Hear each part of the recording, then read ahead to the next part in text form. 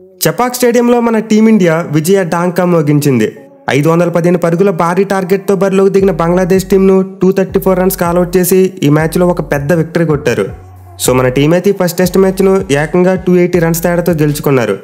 Most importantly ఈ victory ద్వారా సిరీస్ను ఆల్మోస్ట్ కైవసం చేసుకున్నట్టే, ఎందుకంటే ఇది కేవలం 2 టెస్ట్ మ్యాచ్ల సిరీస్ మాత్రమే. సో ఆల్రెడీ ఒక మ్యాచ్ గెలిచేశారు కాబట్టి ఇంకో మ్యాచ్ ఓడినా సరే సిరీస్ సమం అవుతుంది తప్ప ఎక్కడికే పోదు.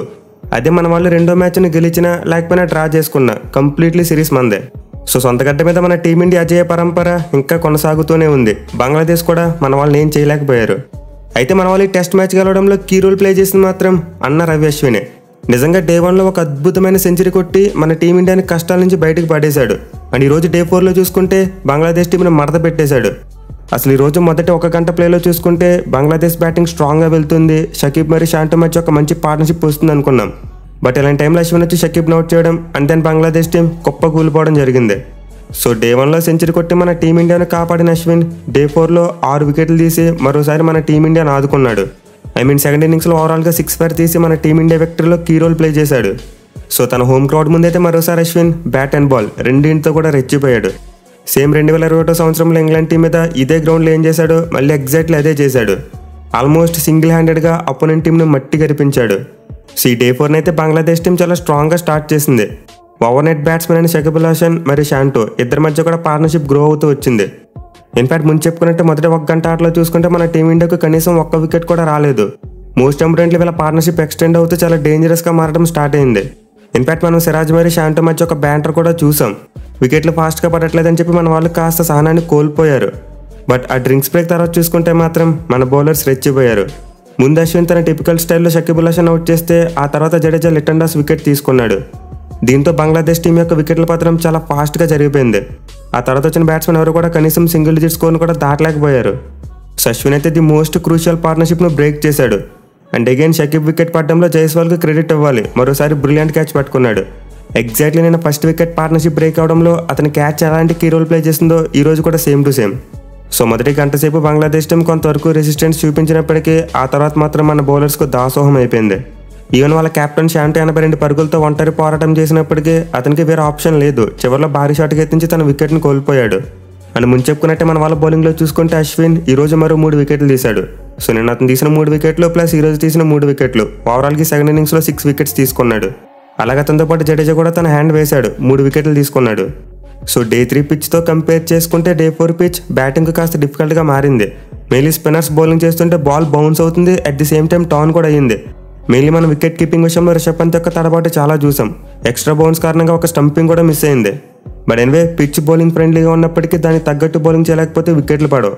సో మనమైతే ఖచ్చితంగా అశ్విన్ మరియు జడేజా ఇద్దరు బౌలింగ్ను కూడా చాలా మెచ్చుకొని తీరాలి. ఇన్ఫాక్ట్ అశ్విన్ 6 చాలా రికార్డులను బ్రేక్ చేశాడు. సో మనందరికీ ఆల్రెడీ తెలుసు అతను ఫస్ట్ ఇన్నింగ్స్లో సెంచరీ కొట్టాడు అండ్ సెకండ్ ఇన్నింగ్స్లో ఒక 5 తీసుకున్నాడు. దీంతో ఒక టెస్ట్ మ్యాచ్లో బ్యాటింగ్లో 100 రన్స్ కొట్టడంతో పాటు బౌలింగ్లో 5 తీయడం అశ్విన్కి ఇది 4th టైం. సో ఇప్పటివరకు టెస్ట్ ఫార్మాట్లో ఏ ఇండియన్ ప్లేయర్కి కూడా ఇలాంటి గంత సాధ్యం కాలేదు. ఫర్ ది ఫస్ట్ టైం ఒక ఇండియన్ ప్లేయర్ 4 సార్లు ఇలాంటి ఫీట్ను సాధించగలిగాడు. ఓవరాల్గా చూసుకుంటే టియాన్ బాదం టాప్ ప్లేస్లో ఉన్నాడు, 5 సార్లు ఈ గంటను సాధించాడు అతను.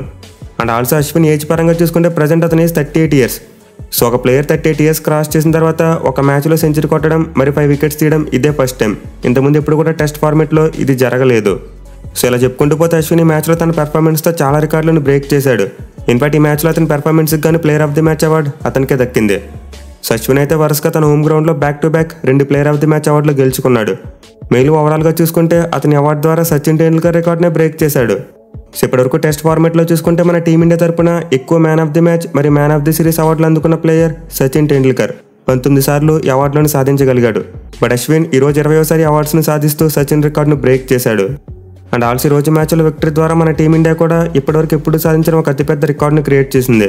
సో అదేంటంటే మన వాళ్ళు టెస్ట్ క్రికెట్ ఆడటం స్టార్ట్ చేసి 92 సంవత్సరాలు గడిచిపోయింది. బట్ ఈ 92 సంవత్సరాల్లో మన టీమిండియా ఎప్పుడు కూడా టెస్ట్ ఫార్మాట్లో 50 కంటే ఎక్కువ విన్ పర్సెంట్ను నమోదు చేయలేదు. కానీ ఈ రోజు మ్యాచ్లో గెలుపు ద్వారా ఆ రికార్డును సాధించగలిగారు. సో ఇప్పటివరకు మన టీం మొత్తం 580 టెస్ట్ మ్యాచ్లు ఆడింది. అండ్ 580 మ్యాచ్లో 179 గెలిస్తే 178 ఓడిపోయారు. మిగిలిన వాటిలో 222 టెస్ట్ మ్యాచెస్ డ్రాగా ముగిస్తే ఒక మ్యాచ్ టైగా ముగిసింది. So for the first time మన టీమిండియా టెస్ట్ ఫార్మాట్లో ఓటమిల కంటే విజయాలను ఎక్కువ సాధించడం జరిగింది. ఇక ఈ మ్యాచ్ తర్వాత the most important WTC points table చూసుకుంటే మన టీమిండియాకు నెంబర్ 1 ప్లేస్ చాలా పదిలంగా మారింది. ఎందుకంటే విక్టరీ తర్వాత మన టీమిండియా PCT రేషియో చూసుకుంటే 71.67. విచ్ మీన్స్ ఇది సెకండ్ ప్లేస్లో ఉన్న ఆస్ట్రేలియా టీం కంటే 9% ఎక్కువ. సో మన వాళ్ళైతే WTC ఫైనల్ బెర్త్కు చాలా వరకు సమీపంగా వెళ్తున్నారు. మన వాళ్ళు ఆడబోయే మిగిలిన 9 టెస్ట్ మ్యాచ్లో 4 గెలిచినా సరే ఈజీగా WTC ఫైనల్కి వెళ్ళిపోవచ్చు. But other and Bangladesh team చూసుకుంటే ఈ మ్యాచ్లో ఓటమి ద్వారా వాళ్ళ పొజిషన్ కిందకి పడిపోయింది. సో ఈ మ్యాచ్ స్టార్ట్ కాకముందు బంగ్లాదేశ్ టీం టాప్ 4లో ఉండేవారు. బట్ ఇప్పుడు వాళ్ళ స్థానం 6కు పడిపోయింది. అండ్ PCT రేషియో చూసుకున్న 39.29గా మారింది. సో పాకిస్తాన్ టీంను పాకిస్తాన్లో ఓడించి చాలా హై కాన్ఫిడెన్స్తో ఇండియాకి వచ్చిన బంగ్లాదేశ్ టీంను మన వాళ్ళు చాలా చిత్తుగా ఓడించారు. మోస్ట్ ఇంపార్టెంట్లీ మ్యాచ్లో మన వాళ్ళు కంబ్యాక్ చేసిన తీరైతే అత్యద్భుతం. నిజంగా డే 1లో మొదటి 3 గంటల పాటు మన వాళ్ళు ఆడ చూసిన తర్వాత చాలా డౌట్స్ వచ్చాయి. ఇదేంటి బంగ్లాదేశ్ టీం షాక్ ఇచ్చేలా ఉంది ఏంటని అనుకున్నాం. బట్ అశ్విన్ మరియు జడేజా మధ్య 199 పరుగుల పార్ట్నర్షిప్ రావడం ఈ టెస్ట్ మ్యాచ్కు బిగ్గెస్ట్ టర్నింగ్ పాయింట్. ఒకవేళ ఈ పార్ట్నర్షిప్ లేకపోతే ఖచ్చితంగా బంగ్లాదేశ్ టీం మన టీమిండియాకి హెవీ కాంపిటీషన్ ఇచ్చేది. అండ్ ఆల్సీ పార్ట్నర్షిప్కు తోడు బుమ్రా ఫస్ట్ ఇన్నింగ్స్లో అద్భుతంగా బౌలింగ్ చేయడం అండ్ సెకండ్ ఇన్నింగ్స్లో గిల్ మరియు పంత్ ఇద్దరు కూడా సెంచరీలు కొట్టారు. దీంతో మ్యాచ్ కంప్లీట్లీ మన టీమిండియా వశమైపోయింది. సో ఆబ్వియస్లీ మన టీమిండియా అయితే ఈ మ్యాచ్లో ఒక గొప్ప ఆల్రౌండ్ షో చూపించారు. మరోసారి ఇండియా గడ్డ మీద టీమిండియాను ఓడించడం అంటే అంత ఈజీ కాదని చెప్పి ప్రూవ్ చేశారు. ఇక సిరీస్లో రెండో టెస్ట్ మ్యాచ్ సెప్టెంబర్ 27వ తేదీ నుండి కాన్పూర్ వేదికగా జరగబోతుంది. చూడాలి మరి మన వాళ్ళు ఆ మ్యాచ్లో కూడా గెలిచి సిరీస్ను వైట్ వాష్ చేస్తారా లేదా అనేది.